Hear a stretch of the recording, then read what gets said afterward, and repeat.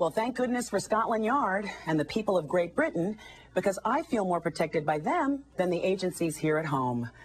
And the terrifying thing to me is how even terror has become so politicized and manipulated that even though, as I read about the liquid explosives and the plan to use them to blow up international flights and the arrests made and the other suspects still at large, and I'm scared reading this and thinking they're going to find a way to infiltrate breast milk.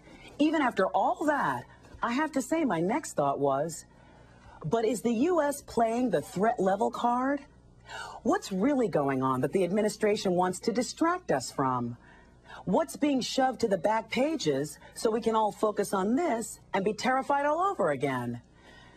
Is it that 5 years after September 11th, Osama bin Laden still hasn't been caught?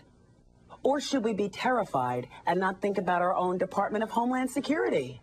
A bloated, incompetent agency that spent precious time and tax dollars deducing that targets around the country like Old MacDonald's Petting Zoo, something called Bean Fest, and over 8,000 locations in the state of Indiana alone were underprotected, while slashing the budgets of cities with legitimate targets like New York City and Washington, D.C.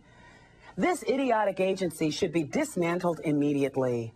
Or would it be better to be terrified and not deal with the fact that Iraq is a mess, stuck in a violent and volatile civil war, and our brave troops are being used as referees? We've got to bring them home. If Bush, Cheney, and Rumsfeld consider that to be a cut-and-run strategy, let them buy their own body armor and go over there themselves. This war was a mistake then, a disaster now, and it's time to exit.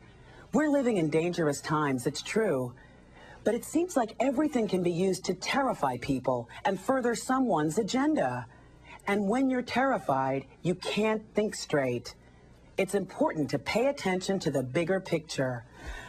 And that's why a foiled terrorist plot gives me so little comfort.